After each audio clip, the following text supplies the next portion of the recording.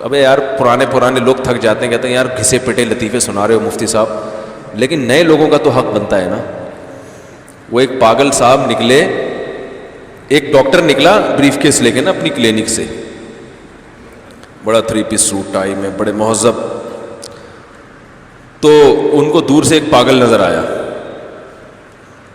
پاگل تو ویسے ہی کسی بھی چیز کو گھورنے لگتا ہے, تو گھور رہا ہے ڈاکٹر صاحب کو. ڈاکٹر صاحب نے جب اس کی طرف دیکھا ڈر گئے کہ یار پاگل ہے, پتہ نہیں عجیب سا آدمی لگ رہا ہے.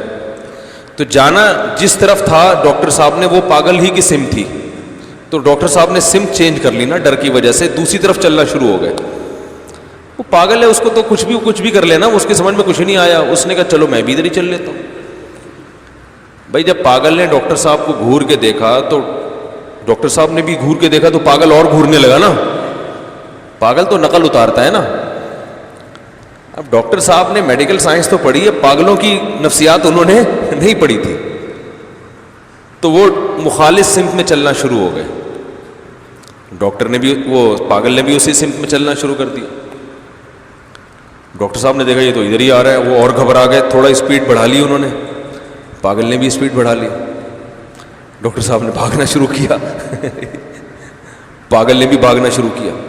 اب تگڑ وہ اسپیڈ میں بھاگ رہے ہیں, پاگل پیچھے اسپیڈ میں بھاگ رہے ہیں. وہ تو ڈر گئے نا بیچارے, بھاگتے بھاگتے گر گئے. ڈاکٹروں کو بھاگنے کی تربیت تو ہوتی نہیں ہے. دھڑام سے نیچے گرے, پاگل آ کے ان کے اوپر گر کے کہتے چھو لیا. ڈاکٹر نے کہا کمبخت, تو چھونا ہی تھا تو مجھے پہلے بتا دیتا یار, اتنی ٹینشن میں ڈر. جیسے اس پاگل نے کہا تھا نا چھو لیا. تو ایسے ہی بعض دفعہ وہ میں بھی یہ کہہ سکتا تھا, میں جا کے کہہ سکتا میں نے سگریٹ پیتے ہوئے آپ کو دیکھ لیا, آپ اتنے بڑے عالم ہو, آپ سگریٹ پی رہے ہو, شرم نہیں آتی؟ یہ تو بازاری لوگ یہ کام کرتے ہیں بھائی, یہ تو ایسے ہی وہ ڈبو اسنوکر والے کر رہے ہوتے ہیں. ہم نے دیکھا, ہم کنی کترا کے نکل گئے, جیسے ہمیں پتہ ہی نہیں.